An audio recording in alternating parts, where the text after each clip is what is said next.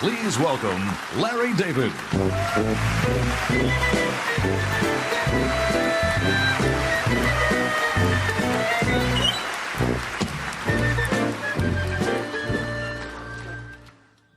Thank you, thank you. That's very nice, lovely. I only hope you feel this way when I'm done, because I could destroy this night in 2 seconds. Easy, easy. My question is, what do these people have against Steve Martin that they would even ask me to do this? I mean, they're giving him this prize. It doesn't make sense. I'm the last guy you want to do something like this. I mean, the fact is, I don't really know Steve that well. You know, we've been introduced a few times in Los Angeles, and the last time we ran into each other, we realized we were both going to be in New York at the same time, so we made plans to go to the theater. I thought, great, I'll get to spend some time with this comedy legend, you know, one of my idols, and really get to know him. Pretty cool. Pretty cool. So we met outside my hotel and started walking to the theater, and we saw this homeless guy.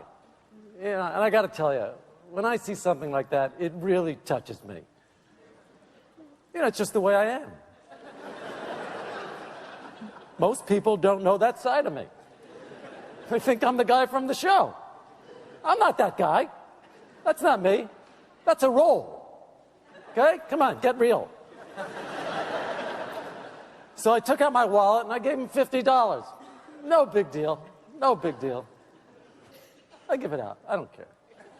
Steve, by the way, not only doesn't give the guy a nickel, he insults him.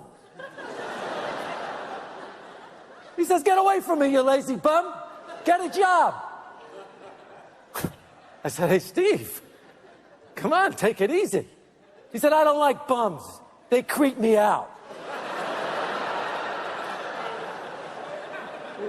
You see, you know what? I really shouldn't say anything.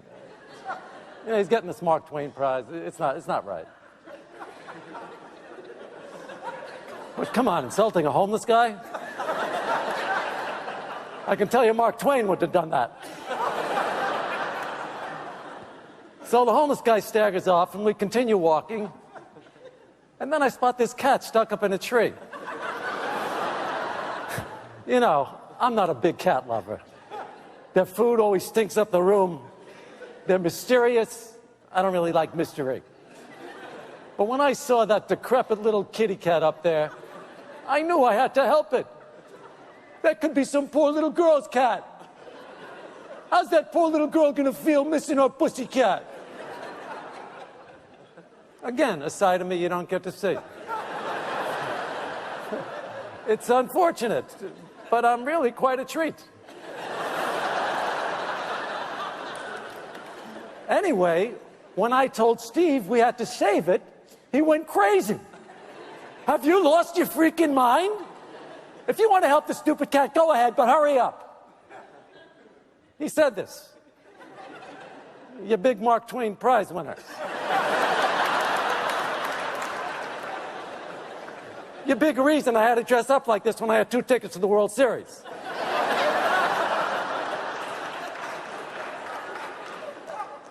So I shimmied up the tree. Yeah, that's right, I shimmied. I got the cat, who was totally dehydrated and missing a leg. Poor thing. And then I said, "Steve, could you please hold the 3-legged cat so I can climb down?" And when he saw the cat, he got so freaked out, he urinated all over himself. And then he took off down the block, and as he was running, he dropped a piece of paper.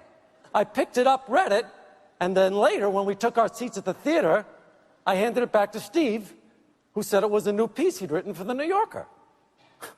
I said, "Steve, you didn't write that, Dorothy Parker did." All right. You see, they shouldn't have asked me to do this. But I can't help it, I gotta be honest. Did I say something wrong? Should I not have said these things?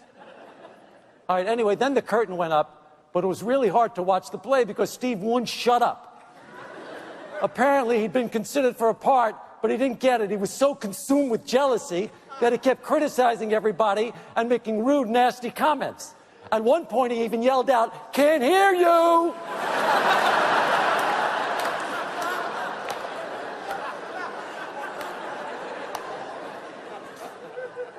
Then, at intermission, he walked into the lobby, started yelling, "Hey, everybody, it's me, Steve Martin, the Mark Twain Prize winner." That's right, Mark Twain. Ever heard of him? At which point he reached into his pocket, took out a flask, and started guzzling some bourbon.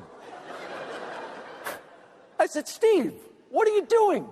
You can't do that here. Are you crazy?" He said, "Ah, shut up, you dirty Jew."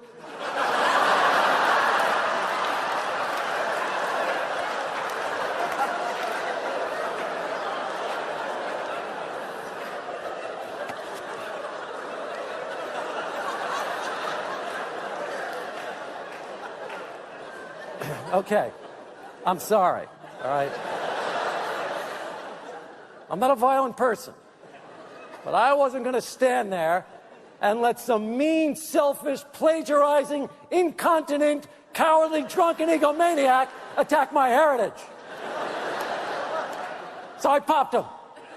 Right in his nose, started bleeding. Oh, you should have heard him cry. It was sickening. My nose, my nose. Okay. I'm sorry. Should I not have said anything? I ruined the whole night, right? Did I ruin the whole... I told you, they asked me.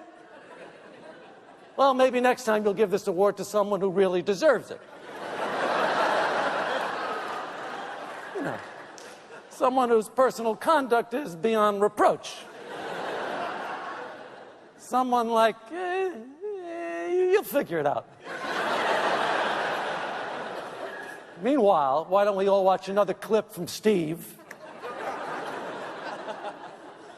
In this piece from Bowfinger, Steve plays a man desperately trying to get a deal from a major studio executive played by Robert Downey Jr.